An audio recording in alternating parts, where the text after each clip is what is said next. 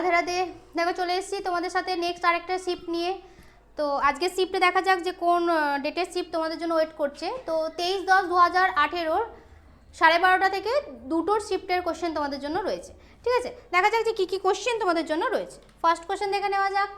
বলছে নিচের কোনটি সর্বাধিক নমনীয়, গোল্ড, লিথিয়াম, মার্কিউরি নাকি টাইটানিয়াম? তো এই চারটের মধ্যে গোল্ড হচ্ছে সব থেকে নমনীয় ধাতু। ঠিক আছে, যেটা আমাদের রয়েছে অপশান 1। ওকে, তাহলে নেক্সট কোশ্চেন দেখা যাক। নেক্সট কোশ্চেন বলছে 50 কিলোগ্রাম ভরের একটি ছেলে 45 ধাপের একটি সিঁড়িতে 10 সেকেন্ডে ওঠে, তাহলে প্রতিটি ধাপের উচ্চতা 16 সেন্টিমিটার হলে তার ক্ষমতা নির্ণয় করো। ঠিক আছে, এই সেমই একটা অঙ্ক নেক্সট আগের ক্লাসে আমি করিয়েছিলাম। ঠিক আছে, তো দেখা যাক। এম ফার্স্টে আমি ধরে নিলাম 50, আমাদের বলে দিয়েছে 50 কেজি। জিটা কত? 10 মিটার পার সেকেন্ড স্কোয়ার। আর উচ্চতাটা ওই যে ধাপ সংখ্যা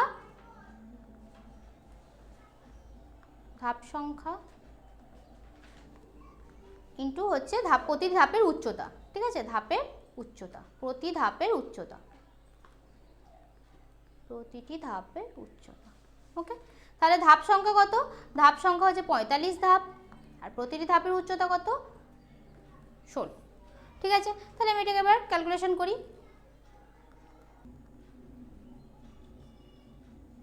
45 ইন্টু 720 সেন্টিমিটার হবে। দেখো তাহলে ধাপ সংখ্যা গণিত ধাপের উচ্চতা কত হচ্ছে না 45 ইন্টু 16, তাহলে 720 সেন্টিমিটার। আচ্ছা, এবার সেন্টিমিটারটাকে আমি মিটারে চেঞ্জ করব, তাহলে 7.20 মিটার। আচ্ছা, এবার আমি কি করব? এবার আমি কার্যটাকে বের করে নেব। ঠিক আছে, তাহলে W = mgh। তাহলে এম কত? এম হচ্ছে 50 কিলোগ্রাম ভরের। আচ্ছা, জি কত? 10 আর 7.20। আচ্ছা, এবার তোমরা যদি এটাকে ক্যালকুলেশন করো, এটা পাবে হচ্ছে 3600। ঠিক আছে, তোমরা ক্যালকুলেশন করে দেখতে পারো, আমি আর করছি না ক্যালকুলেশনটা। তো 3600 জুল। আচ্ছা, এবার আমার কি চেয়েছে? আমার চেয়েছে কিন্তু ক্ষমতাটা। ঠিক আছে, তাহলে P = W/T, কৃতকার্য বাই সময়, তাই তো? তাহলে কৃতকার্য দেখো কত এসছে আমার? 3600 জুল। আর সময় কত দিয়েছে আমার? সময় দিয়েছে আমার 10 সেকেন্ড। সময় আমার কত আছে? 10 সেকেন্ড। ঠিক আছে, তাহলে এটাকে আমি যদি ক্যালকুলেশন করি 360 ওয়াট। 360 ওয়াট। ঠিক আছে, যেটা হচ্ছে অপশান 3তে রয়েছে আমাদের সঠিক উত্তর। ওকে, নেক্সট দেখা যাক। বলছে থার্মোমিটারে ব্যবহৃত তরল ধাতুটিকে শনাক্ত করো। থার্মোমিটারের মধ্যে পারদ ব্যবহার করা হয়। ঠিক আছে, আমরা এটা সবাই ছোটো থেকে জানি যে থার্মোমিটারের মধ্যে যেটা ব্যবহার করা হয় সেটা হচ্ছে পারদ। ঠিক আছে, তো 4টে অপশান দিয়েছে, তার মধ্যে হচ্ছে পারদ হচ্ছে আমাদের সঠিক উত্তর। ওকে, নেক্সট দেখি। বলছে ফোর্থ শক্তি স্তরে থাকতে পারা সর্বাধিক ইলেকট্রন সংখ্যা হলো 18, 2, 32 নাকি 8? তো এদের মধ্যে হচ্ছে 32। ঠিক আছে, 2, 8, 18, 32 এইভাবে কিন্তু থাকে। ঠিক আছে, কীভাবে থাকে? 2, 8, 18। ঠিক আছে, এইভাবে এবার ডট ডট ডট করে চলছে। ওকে, আচ্ছা, এবার দেখা যাক নেক্সট কোশ্চেন কি রয়েছে। বলছে আধুনিক পর্যায় সারণী চতুর্থ পর্যায়ের মধ্যে কতগুলি ধাতুকল্প পদার্থ উপস্থিত রয়েছে? 0, 2, 3, 1। তো আধুনিক পর্যায় সারণী চতুর্থ পর্যায়ের মধ্যে 2টি ধাতুকল্প পদার্থ কিন্তু রয়েছে। ঠিক আছে, অপশন 2 হচ্ছে আমাদের সঠিক উত্তর। আচ্ছা, নেক্সট কোশ্চেন দেখা যাক। নেক্সট বলছে ভরবেগ সমান কি? ভরবেগ সমান ভর বাই আয়তন, নাকি ভর গণিত ত্বরণ, নাকি ভর গণিত বেগ, নাকি ভর গণিত ঘনত্ব? তো ভরবেগ সমান হচ্ছে ভর গণিত বেগ। ঠিক আছে, অপশন 3 হচ্ছে আমাদের কারেক্ট অ্যান্সার। নেক্সট দেখা যাক। বলছে বৈদ্যুতিক মিটার এমন একটি যন্ত্র যা বৈদ্যুতিক শক্তিকে রূপান্তরিত করে স্থিতিশক্তিতে, রাসায়নিক শক্তিতে, উজ্জ্বল শক্তিতে, নাকি যান্ত্রিক শক্তিতে? তো বৈদ্যুতিক মোটর কি করে না বৈদ্যুতিক শক্তিকে কি করে? যান্ত্রিক শক্তিতে রূপান্তরিত করে। ঠিক আছে, অপশন 4 হচ্ছে আমাদের নেক্সট সঠিক উত্তর। নেক্সট দেখা যাক। বলছে বয়স সন্ধির সময় ঘামের গ্রন্থি ও সেবাসিয়াস গ্রন্থিগুলির নিঃসরণ বৃদ্ধি পায়। এই সময় গ্রন্থিগুলি থেকে কোন উপাদান নিঃসৃত হয়? জল ও খনিজ, ঘাম ও তেল, ঘাম ও লবণ, নাকি তেল এবং জল? তো এদের মধ্যে ঘাম ও তেল নিঃসৃত হয়। ঠিক আছে, অপশন টু হচ্ছে আমাদের কারেক্ট অ্যান্সার। নেক্সট দেখা যাক কি কোশ্চেন রয়েছে। বলছে আমি শিখা থেকে নিজের থেকেই হাত টেনে আনলাম, কোন অঙ্গ এমন একটি কর্মের জন্য দায়ী? লঘু মস্তিষ্ক, মস্তিষ্ক নাকি মেরুদণ্ডকর্ড নাকি পন্স? তো এই চারটের মধ্যে মেরুদণ্ডকর্ড এই কাজের জন্য দায়ী। ঠিক আছে, ওকে, অপশন 3 হচ্ছে সঠিক উত্তর। তো দেখবে কোনো জায়গায় যখন কোনো গরমে যখন আমাদের কোনো হাত বা কিছু যখন অটোমেটিক্যালি লেগে যায় তখন আমরা হট করে কিন্তু হাতটা টেনে নিয়ে চলে আসছি। তো কি হয় যে ওই যে সেন্সারি নার্ভের মাধ্যমে আমাদের কি হয়, ব্রেনে একটা কি বলবো, সেন্সারি নার্ভের মাধ্যমে ওই যে লাগলো ছ্যাঁকাটা, ওটা গেল এবং সঙ্গে সঙ্গে কি করছে না মেরুদণ্ড কর্ড ওটার মাধ্যমে অটোমেটিকলি কিন্তু আমরা হাতটাকে সরিয়ে নিচ্ছি। ঠিক আছে, নেক্সট দেখা যাক। নেক্সট বলছে নিচের কোন অবস্থায় আকর্ষণী বল সর্বাধিক হয়? প্লাজমা, কঠিন, তরল নাকি গ্যাস? তো এদের মধ্যে কঠিন অবস্থায় কি হয়, আকর্ষণী বল সর্বাধিক হয়। ঠিক আছে, অপশন টু হচ্ছে আমাদের কারেক্ট অ্যান্সার। নেক্সট দেখি, প্রান্তগুলির চারপাশের কলা এবং কাণ্ডের বৃদ্ধিকে ড্যাশ বলা হয়? কি বলা হয়? উলম্ব মেরিস্টেমেটিক কলা নাকি অ্যাপিক মেরিস্টেমেটিক কলা নাকি ক্যাম্বিয়াম নাকি ল্যাটেরাল মেরিস্টেমেটিক কলা? তো প্রান্তগুলির চারপাশের কলা এবং কাণ্ডের বৃদ্ধিকে আমরা বলি ল্যাটেরাল মেরিস্টেমেটিক কলা। ঠিক আছে, অপশন ফোর হচ্ছে আমাদের সঠিক উত্তর। দেখি পরের প্রশ্ন বলছে 15 ভোল্টের বিভব পার্থক্য থাকা দুটি বিন্দুর মধ্যে 5 কুলম্বের একটি আধানকে নিয়ে যেতে কত কার্য করতে হবে? তাহলে W = QV, এখানে কিউটা কি? কিউটা হচ্ছে আধান, কিউ হচ্ছে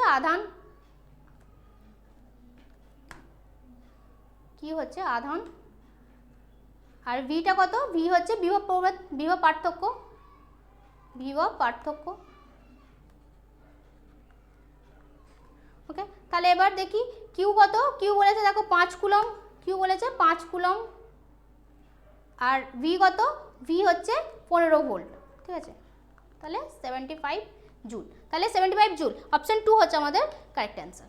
ওকে, নেক্সট দেখি, একটি ক্রিকেট বল যার ভর হলো 100 গ্রাম এবং গতিবেগ হচ্ছে 30 মিটার পার সেকেন্ড একজন খেলোয়াড়ের দ্বারা স্থিরাবস্থায় আসে 0.5 সেকেন্ডে, তাহলে খেলোয়াড়ের দ্বারা প্রযুক্ত গড় বল কত? তাহলে গড় বল সমান গড় গতিবেগ বাই গড় সময়। গড় বল সমান হচ্ছে গড় গতিবেগ বাই গড় সময়।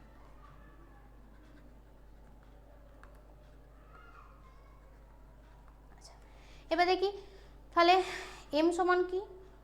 এম সমান হচ্ছে 100 গ্রাম সমান হচ্ছে 0.1 কেজি। আচ্ছা, গড় বল, গড় গতিবেগ হচ্ছে, গড় গতিবেগটা কিভাবে বের করব আমরা? না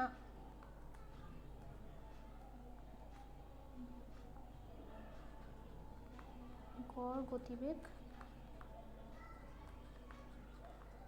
সমান হচ্ছে না ভর ইন্টু অন্তিম বেগ ভিএফ মাইনাস ভিআই।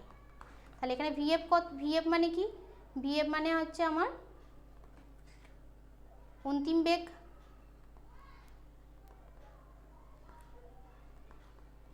আর ভিআই মানে অন্তিম বেগটা কত? 0, আর ভিআই হচ্ছে আমার প্রাথমিক বেগ,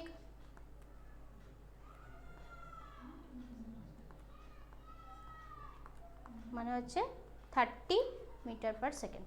তাহলে দেখো গড় গতিবেগটা আমি বার করতে পারবো। গড় গতিবেগটা বার করি। গড় গতিবেগ কি আছে না ভিএফ মাইনাস ভিআই, তাহলে অন্তিম বেগ মাইনাস প্রাথমিক বেগ। তাহলে ভর হচ্ছে আমার এমটা কত? 0.1 আর 0 মাইনাস 30, তাহলে এটাকে যদি আমি ক্যালকুলেশন করি তাহলে -3। ওকে, এবার তাহলে এটাকে বের করি। তাহলে গড় গতিবেগ কত? -3 আর গড় সময় কত? 0.05। ঠিক আছে, তাহলে এবার দেখো -3 আমি যদি পয়েন্টটাকে তুলে দিই ওপরে, তাহলে ওপরে 100 মাল্টিপল হয়ে যাবে আর নিচে হচ্ছে 5। তাহলে এটার সাথে আমি এটাকে যদি ক্যালকুলেট করি তাহলে এটার সাথে এটাকে কাটলে হচ্ছে 20, তাহলে -60 নিউটন। ওকে, দেখো অপশন টু হচ্ছে আমাদের কারেক্ট অ্যান্সার। ওকে, 60 নিউটন। ওকে, তাহলে খেলোয়াড় দ্বারা প্রযুক্ত গড় বল কত? -60 নিউটন। আচ্ছা, নেক্সট দেখা যাক। নেক্সট বলছে যে বিক্রিয়ায় দুটি যৌগ আয়ন বিনিময় করে দুটি নতুন যৌগ উৎপন্ন করে তাকে কি বলা হয়? দ্বি অপসারণ বিক্রিয়া বলা হয়, নাকি সমযোজী বিক্রিয়া বলা হয়, নাকি সংযোজন বিক্রিয়া বলা হয়, নাকি বিয়োজন বিক্রিয়া বলা হয়? তো যখন দুটি যৌগ আয়ন বিনিময় করে দুটি নতুন যৌগ তৈরি করবে তখন তাকে আমরা বলবো দ্বি অপসারণ বিক্রিয়া, যেটা হচ্ছে আমাদের অপশন 1। অপশন 1 হচ্ছে আমাদের কারেক্ট অ্যান্সার। নেক্সট দেখি, যখন জলের মধ্যে একটি শরীর নিমজ্জিত হয় তার ওজন বাতাসে 4 নিউটন থেকে জলে 2 নিউটন হ্রাস পায়, তাহলে জলে বলছে শরীরের উপর প্লাবন বল গণনা করো। আচ্ছা ঠিক আছে, তাহলে যখন বস্তুটি জলে থাকছে বাতাসে থাকছে, তাহলে বাতাসে বস্তুর ওজন কত?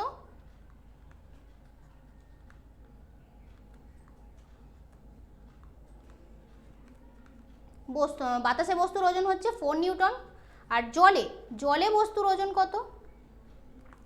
জলে বস্তুর ওজন হচ্ছে 2 নিউটন। জলে বস্তুর ওজন কত? 2 নিউটন। তাহলে কি না, প্লাবন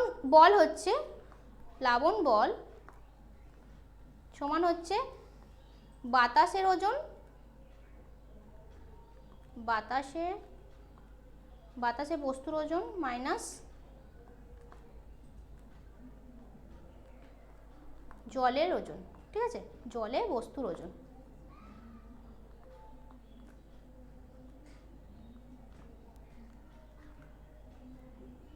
তাহলে প্লাবন বলটা কি না, প্লাবন বলের সূত্র হচ্ছে যে দেখো বাতাসে যখন বস্তুর ওজনটা কি থাকছে 4 নিউটন, আর যখন জলে নিমজ্জিত করা হয়েছে তখন কি হচ্ছে 2 নিউটন হ্রাস পাচ্ছে, তাহলে জলে বস্তুর ওজন তখন কত হচ্ছে? 2 নিউটন। তো এবার প্লাবন বল যেটা কাজ করছে সেটা হচ্ছে বাতাসে যে বস্তুর ওজন সেটা থেকে জলে বস্তুর ওজনটা আমি কি করব না মাইনাস করব, তাহলে 2 নিউটন। তাহলে কি হবে না, জলে শরীরের উপর প্লাবন বল হচ্ছে 2 নিউটন, যেটা আমাদের অপশন 4 দেখো সঠিক উত্তর। নেক্সট কোশ্চেন দেখা যাক। নেক্সট বলছে যদি কাজের মান নেতিবাচক হয় তাহলে যে শরীরের উপর কাজটি সম্পন্ন হয়েছে সেটি এর মান 0 হয়, শক্তি লাভ করে, শক্তি হারিয়ে ফেলে, নাকি অপরিবর্তিত থাকে? তো এক্ষেত্রে শক্তি হারিয়ে ফেলে। ঠিক আছে, অপশন 3 হচ্ছে আমাদের কারেক্ট অ্যান্সার। নেক্সট বলছে স্থিতাবস্থা থেকে চলতে শুরু করা একটি নৌকা সরল রেখায় 8 সেকেন্ডে 3 মিটার পার সেকেন্ড স্কয়ার ত্বরণ নিয়ে এগিয়ে যায়, তাহলে এই সময়ে নৌকার দ্বারা অতিক্রান্ত করা দূরত্ব কত? তাহলে s equals to 2t plus half of এটি স্কয়ার। প্রাথমিক বেগ কত? u প্রাথমিক বেগ হচ্ছে 0।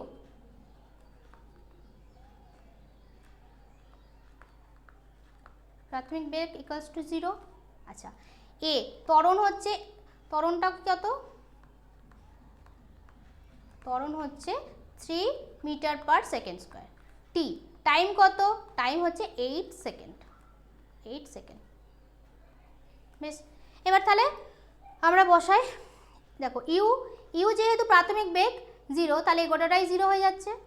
আচ্ছা, হাফ অফ এটি স্কয়ার। এ কত? এ হচ্ছে 3, টিটা কত? টি হচ্ছে 8 সেকেন্ড, তাহলে 8 স্কয়ার। তাহলে হাফ ইন্টু 3 ইন্টু 8 স্কয়ার মানে 64। তাহলে 2 দিয়ে যদি আমি 64কে কাটি তাহলে হচ্ছে 32। তাহলে 3 ইন্টু 32 ইকুয়ালস টু হচ্ছে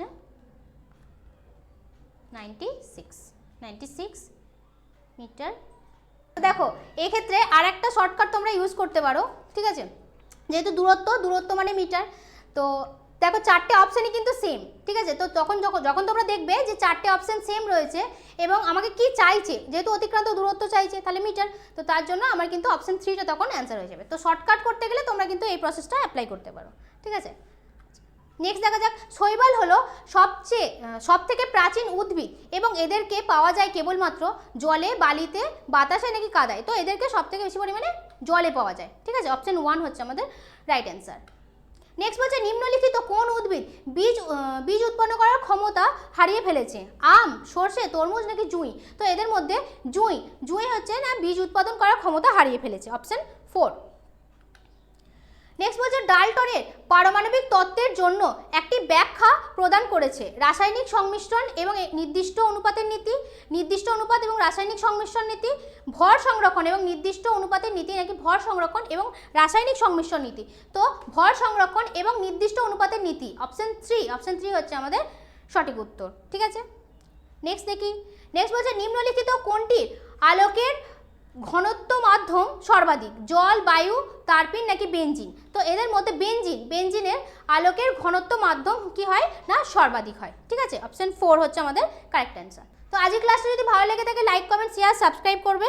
ঠিক আছে, এবং ভালো করে পড়তে থাকো। চলো, থ্যাংক ইউ।